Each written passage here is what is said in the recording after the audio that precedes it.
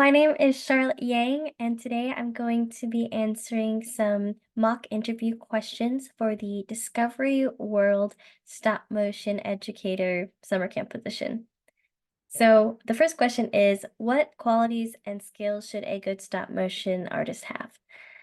The qualities and skills I believe a stop motion artist should have is the ability to be very aware of your surroundings as well as being extremely adaptable. I say this because in stop motion, you are fabricating and creating a film from real life objects. And because of that, there are so many factors in the real world that you won't have to consider in computer or 2D animation. And because of this, there is so much more to be aware about. So, for example, lighting, as well as temperature changes and wind or any kind of other movement are factors that can affect stop motion a lot. And so being very aware of those different elements are extremely important to make sure that the filming process goes very smoothly. And this is very applicable in many aspects. So, for example, in one instance, when I was filming with a team in the past, we were filming a scene where a girl falls to the ground. And when she fell, I accidentally moved the set just a tiny centimeter. And because of that, we were all freaking out, so worried that we had to restart the whole scene. But because of our consideration for those other factors and also our ability to be adaptable, I came up with the idea to just move the set a couple more times and take images of all of those movements. And because of that, we were able to create what could have been a fatal mistake to a little happy little accident. And that not only helped us finish the shoot, but it also created more of an impact, because that chemistry allowed us to emphasize her fall more and the weight of her falling. And so that's why I say it's really important to be aware of surroundings, because if I was more aware, I wouldn't have bumped the set, but also being able to turn things and use the physical world to your advantage. So that's some qualities and skills that I think are very important as a stop motion artist. All right, so the second question, how do you incorporate feedback into your work? I incorporate feedback into my work by first looking at what feedback has been given to me and retranslating it to objective statements. Because I am human and I'm also an artist, and so I put a lot into my work. And because of this, sometimes it's hard to detach my emotions from my projects and my work.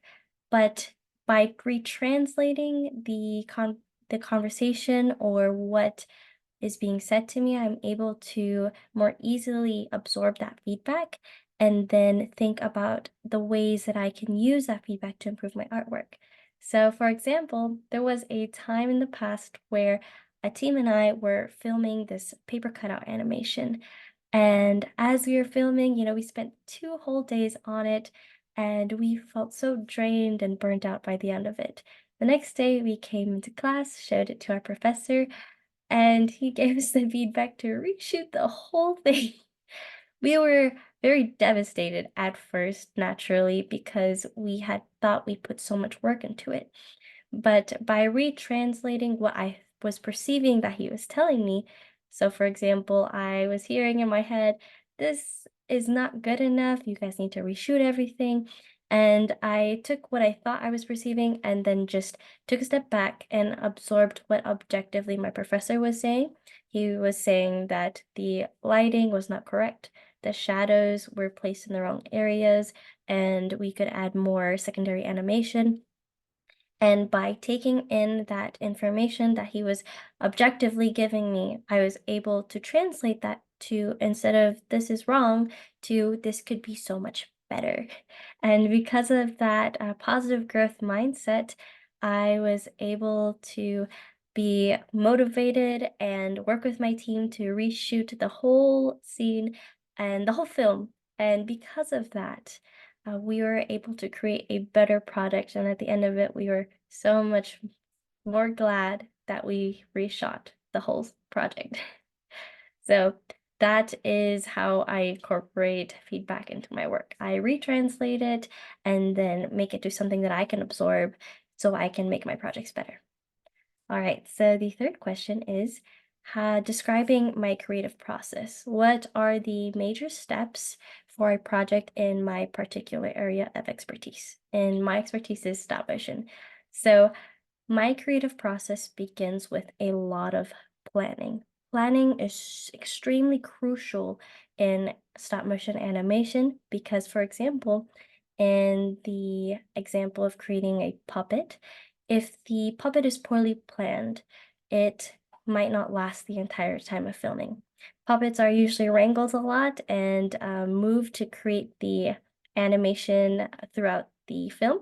And if it's not planned well, if the wire or the armature is too weak, the puppet might end up losing an arm or a leg throughout the process, and then it takes much longer in order to repair the parts of the puppet or any damages that inflicted upon it. So whenever I fabricate a puppet, I always have to take not only the aesthetics into account, but also its longevity. So, for example, when creating a puppet, how I start off is I plan by creating 5 to 10 sketches of iterations of the puppet, paying close attention to the aesthetics and what I want the puppet to communicate. And then afterwards, I will simplify it in a program like Adobe Illustrator, and using that program, I'm able to condense my design into simple shapes and then work on engineering the puppet. I do that by mapping out specific colors for specific parts of the puppet. So, for example, I'll make a certain color for the armature, a certain color for the cotton matting, and which parts are not supposed to be movable and which ones are. That way, when I try to bring this puppet to life using real life materials, I'm able to plan that out and have a clear vision.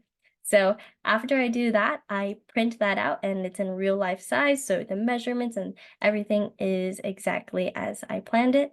From there, I'll choose what specific materials I want to use to create that puppet, considering the functionality and also the aesthetic. So that is how my creative process is working because I want to make the job as easy for the animators as well as for the compositors. And if I don't plan well enough, then it could lead to more setbacks in the process. So those are my three questions, and I hope you enjoy.